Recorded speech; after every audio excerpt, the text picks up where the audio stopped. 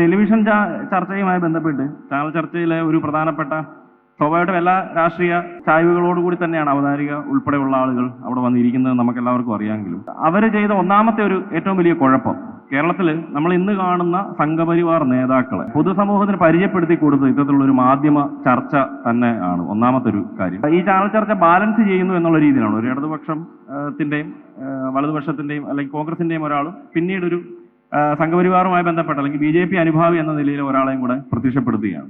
അപ്പൊ അതിന്റെ യാതൊരു കാര്യവുമില്ല. കേരളത്തിനെ സംബന്ധിച്ച് നമുക്ക് വളരെ കൃത്യമായിട്ട് അറിയാം. അല്ലെങ്കിൽ സെൻട്രൽ ഗവൺമെന്റുമായി ബന്ധപ്പെട്ട ചില ഇടങ്ങളിലൊക്കെ അത്തരത്തിലുള്ള വിഷയങ്ങളിലാണ് നമ്മൾ ഇങ്ങനെ ഒരു പ്രതിനിധിയുടെ ആവശ്യം വരുന്നതെങ്കിൽ കേരളത്തിൽ സംഭവിച്ചിരിക്കുന്ന ഏറ്റവും ഗുരുതരമായ കുഴപ്പം, മാധ്യമങ്ങൾ കാണിച്ചു കൂട്ടിയിരിക്കുന്ന ഏറ്റവും ഗുരുതരമായ കുഴപ്പം, ഒരു കാര്യവുമില്ലാതെ നിരവധി ആളുകളെ, പ്രത്യേകിച്ച് സംഘപരിവാർ അനുയായികളായിട്ടുള്ള നിരവധി ആളുകളെ ഒരു കാര്യവുമില്ലാതെ ഏതൊരു ചർച്ചയിലും ഒരു സീറ്റിൽ കയറ്റി ഇരുത്തി എന്നുള്ളതാണ് അതിന്റെ ഒന്നാമത്തെ ഒരു പ്രശ്നം. അപ്പൊ നമുക്ക് തന്നെ അറിയാം, രാഹുൽ ഈശ്വറിനെ പോലുള്ള ആളുകൾ അവരെന്തും ചർച്ച ചെയ്യും.